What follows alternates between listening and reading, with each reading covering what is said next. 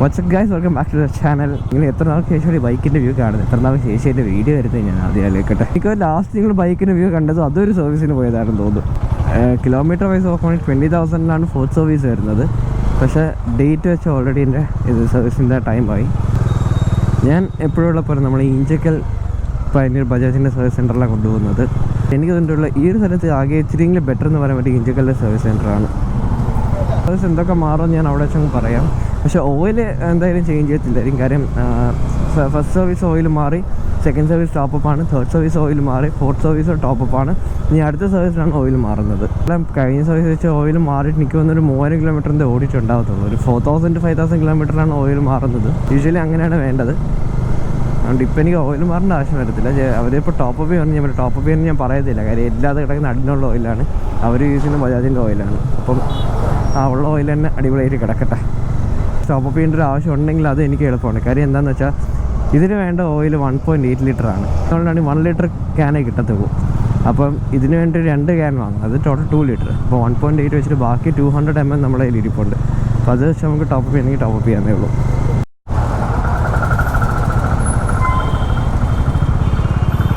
ഇനിയിപ്പോൾ ഈ ഒരു ജംഗ്ഷൻ നല്ലൊരു ബ്ലോക്ക് ആയിരിക്കും. കാര്യം ഈഞ്ചക്കൽ ഫ്ലൈ ഓവർ വരുന്ന കാരണം ഈഞ്ചക്കൽ ഫുള്ളി അടച്ചു ഇൻ ദ സെൻസ് ക്രോസ് ചെയ്യാൻ പറ്റത്തില്ല. അത് ഈസ്റ്റോട്ട് ഭാഗത്തു നിന്ന് വരുന്നവർക്ക് കഴക്കൂട്ടം പോകുന്നെങ്കിൽ ആ ഒരു ക്രോസ് ചെയ്യാൻ പറ്റത്തില്ല അവിടുത്തെ ഏരിയ. അപ്പോൾ ഏതൊരു ഓപ്ഷൻ എന്ന് വെച്ചാൽ സർവീസ് റോഡ് എടുത്ത് ഇവിടെ വന്ന് തിരിയുക, അല്ലെങ്കിൽ പാൽക്കുളങ്ങര വഴി കയറി പേട്ട വഴി ഇറങ്ങാം. സർവീസ് റോഡ് പറയുന്നത് നല്ല ബ്ലോക്കാണ്. ഇത് ആക്ച്വലി ഇപ്പോൾ ഇവിടുത്തെ സർവീസ് റോഡ് അപ്പോഴത്തെ സർവീസ് റോഡ് ഇപ്പോൾ 1 വേ ആക്കിയേക്കുവാണ്.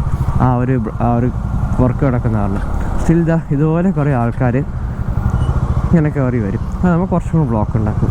ആൻഡ് അതിൽ നിന്ന് വേറെ സിറ്റുവേഷൻ എന്താണെന്ന് വെച്ചാൽ ഈ ഹൈവേ അവിടെ നിന്ന് ക്രോസ് ചെയ്യാൻ പറ്റത്തില്ലാത്തതുകൊണ്ട് ഈ സൈഡിൽ നിന്ന് പറയുന്ന ആൾക്കാർ അപ്പുറത്തെ സൈഡ് റോങ് സൈഡ് കയറി വരും. അത് സ്പീഡ് ട്രാക്കിലാണ്.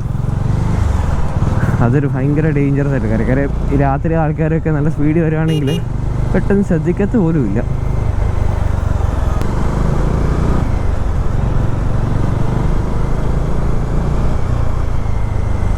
ഇതാ പറഞ്ഞ കണ്ട റോങ് സൈഡ് ഓരോരുത്തർ കയറി വരുന്നത്. എന്നാൽ ആസ് യൂഷ്വൽ ഉള്ള പോലെ ഞാൻ സർവീസിൽ പോകുമ്പോഴേക്ക് അവരുടെ അടുത്ത് വാഷ് ചെയ്യാൻ ഞാൻ പറയത്തില്ല. കാര്യം ഞാൻ എപ്പോഴും പറഞ്ഞിട്ടുണ്ട്, എൻ്റെ ബൈക്കിൽ സെറാമിക് എല്ലാം ചെയ്തിട്ടുള്ളതുകൊണ്ട് ഈ ഒരു ഡീസൽ വാഷ് യൂസ് ചെയ്യുന്നത്. ഡീസൽ വാഷ് ആണെങ്കിൽ ഇതിൻ്റെ സെറാമിക്കിൻ്റെ എഫക്റ്റ് ഫുള്ള് പറയാൻ ചാൻസ് ഉണ്ട്. ഏതായാലും നമുക്ക് സർവീസ് സെൻറ്ററിൽ പോയി നോക്കാം. അവർ വണ്ടി എടുക്കുമോ ഇല്ലേന്ന് നോക്കട്ടെ. കാര്യം സമയം 11:15, 9:00 വണ്ടികൾ എത്തിക്കേണ്ടതാണ്.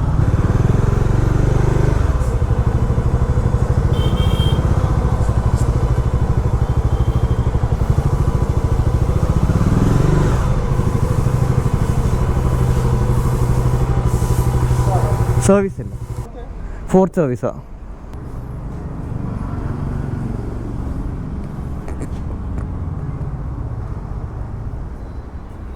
വണ്ടി വൈകിട്ടേ കിട്ടുള്ളൂ.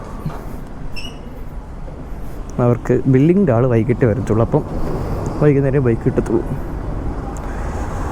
ഓക്കെ, അപ്പോൾ ഞാൻ വൈകിട്ട് കാണാം.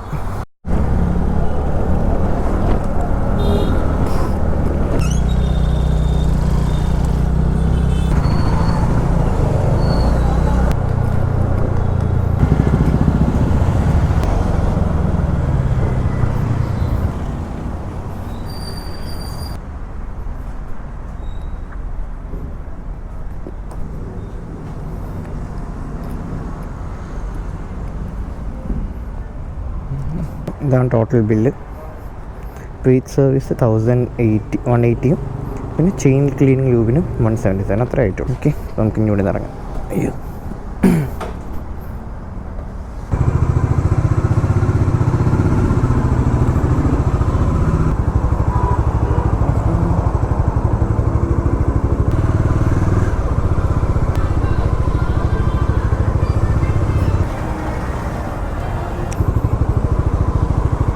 അങ്ങനെ ബൈക്കിൻ്റെ ഫോർത്ത് സർവീസ് സക്സസ്ഫുള്ളി കംപ്ലീറ്റ് ആയി. ഇത്താമത്തെ സർവീസിൽ ഒന്നും മാറേണ്ടി വന്നില്ല. ഞാൻ വെച്ചാൽ എയർ ഫിൽറ്റർ മാറേണ്ടി വരുമെന്നാണ്. അതാണ് ഞാൻ ഇത്ര വില 1300 എക്സ്പെക്ട്. പക്ഷേ ഞാൻ നോക്കിയപ്പോൾ ഈ 1000 എന്ന് പറയുന്നത് പെയ്ഡ് സർവീസ്. അവിടെ ലേബർ ചാർജ് മാത്രമാണ് 1000 ആയത്. അല്ലാണ്ട് പിന്നെ ചെയിൻ ലൂബിങ് പിന്നെ ECU അപ്ഡേറ്റൊക്കെ മാത്രമേ ചെയ്തുള്ളൂ. ECU അപ്ഡേറ്റ് അത് എഴുതിയിട്ടില്ല, പക്ഷേ അവർ ചെയ്തെന്നാണ് പറഞ്ഞത്. അപ്പം ടെക്നിക്കലി വേറെ ഒന്നുമില്ല, ജസ്റ്റ് ഈ ചെക്സ് മാത്രമേ ഉണ്ടായിരുന്നുള്ളൂ. പിന്നെ ഓയിൽ ഞാൻ പറഞ്ഞിട്ടുണ്ട്, നമ്മൾ പുറത്തു നിന്നുള്ള വേറെ ഓയിലാണ് യൂസ് ചെയ്യുന്നത് കൊണ്ട് ഓയിൽ മാറേണ്ടി വന്നില്ല. പെയിഞ്ചുകൾ അവിടെ നേരെ ഫ്ലൈഓവർ പണി കാരണം ഇവിടെയൊക്കെ ഫുൾ തിരക്കോ.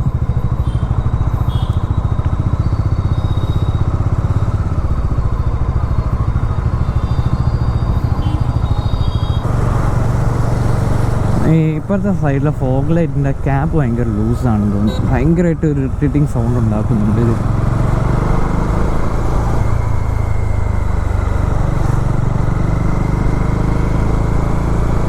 പിന്നെ വേറൊന്നുമില്ല, ഇതാണ് ഇന്നത്തെ ഒരു ചെറിയൊരു വ്ളോഗ്, അതായത് ബൈക്കിൻ്റെ 4th സർവീസിൻ്റെ വ്ളോഗ്. പിന്നെ ഇപ്പോൾ പയനീർ സർവീസിൻ്റെ എനിക്ക് ഇത്തവണ ഒരു ബാഡ് എക്സ്പീരിയൻസ് ഉണ്ട്. ബാഡ് എക്സ്പീരിയൻസ് ഞാൻ കഴിഞ്ഞ ആഴ്ച തൊട്ട് ഈ ബൈക്കിന് സർവീസ് ചെയ്യാൻ കൊടുക്കുന്നതാണ്. അപ്പോൾ കഴിഞ്ഞ ആഴ്ച ഓണമായത് കാരണം അവർക്ക് ഓക്കെ അത് ആക്സെപ്റ്റബിൾ ആണ്. ഓണമായ കാരണം വണ്ടികൾ പെൻഡിങ് കൊണ്ട് അവർക്ക് ഹോൾഡ് ചെയ്ത് വരുന്നുണ്ട്, അങ്ങനത്തെ കുറച്ച് ചടങ്ങുകളൊക്കെ ഉണ്ടെന്നുണ്ട്. ഇന്നലെ ഞാൻ വിളിച്ച് പറഞ്ഞാണ് ഇവരുടെ അടുത്ത് സർവീസിന് കൊണ്ടുവരുന്നത്. അപ്പോൾ അവരെന്നെ എൻ്റെ അടുത്ത് ഇങ്ങോട്ടൊന്ന് രാവിലെ 9 മണിക്ക് എത്തിക്കുകയാണെങ്കിൽ അവർ എന്നെ സർവീസ് ചെയ്ത് അവിടെ വെയിറ്റ് ചെയ്ത് തന്നെ വണ്ടി എടുത്തുകൊണ്ട് പോകണം. ഞാൻ ആ രീതിക്കാണ് രാവിലെ പ്ലാൻ ചെയ്ത് വന്നത്.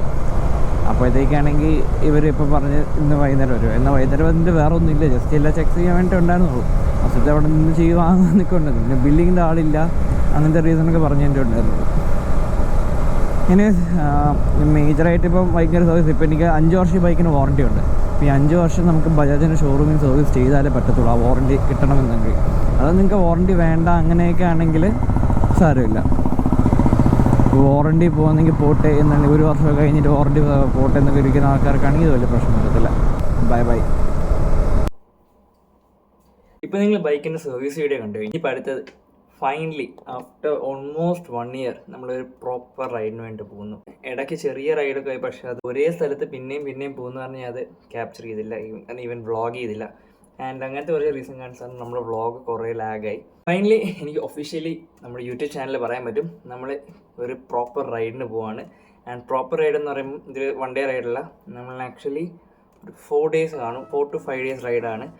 നമ്മൾ എങ്ങോട്ടാണ് പോകുന്നതെന്ന് വെച്ചാൽ നമ്മൾ കൊടൈക്കനാലിലോട്ടാണ് പോകുന്നത്. ഇനിഷ്യൽ പ്ലാൻ കൊടൈക്കനാലിലോട്ടാണ്. അപ്പം ഇപ്പം റൈഡിൻ്റെ പ്രിപ്പറേഷൻ നടക്കുവാണ്. റൈഡ് പ്രിപ്പറേഷൻ്റെ ഭാഗമായിട്ട് നമ്മുടെ ബൈക്കിൻ്റെ ടോപ്പ് ബോക്സ് ഫൈനലി ഇറങ്ങുവാണ്.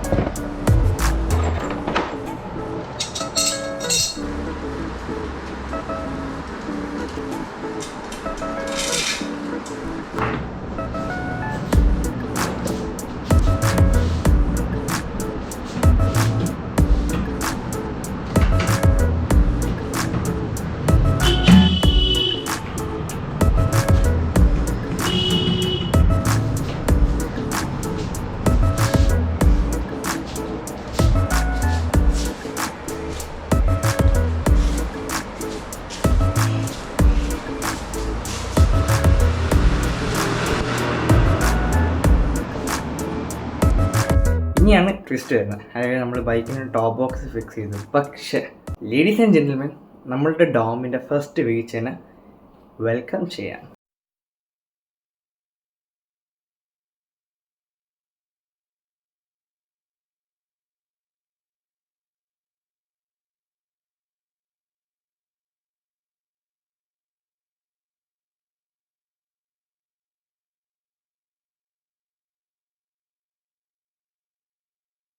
എന്താ അവിടെ സംഭവിച്ചതെന്ന് വെച്ചാൽ, ഞാൻ ബൈക്ക് ടോപ്പ് ബോക്സ് എല്ലാം മൗണ്ട് ചെയ്ത് പാഡോക്കിൽ നിന്ന് എടുത്തപ്പോഴേക്ക് സൈഡ് സ്റ്റാൻഡ് കിടപ്പുണ്ടായിരുന്നു. പക്ഷേ അത് നേരെ സൈഡ് സ്റ്റാൻഡ് നേരെ വീഴാത്തതാണോ എന്താണെന്ന് അറിയത്തില്ല, സൈഡ് സ്റ്റാൻഡ് അങ്ങ് മടങ്ങിപ്പോയി ആൻഡ് ബൈക്ക് താഴോട്ട് വീഴും.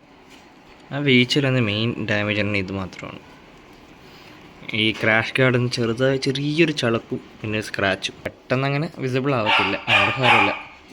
ആൻഡ് വന്ന ഡാമേജസ് ഇതാണ്. ഭാഗ്യത്തിന് ദൈവാനുഗ്രഹം കൊണ്ട് ആ ക്രാഷ് ഗാർഡിൽ ചെറിയൊരു സ്ക്രാച്ച് വന്നേ ഉള്ളൂ, അല്ലാണ്ട് വേറെ ഒരു ഇഷ്യൂ ഇല്ല.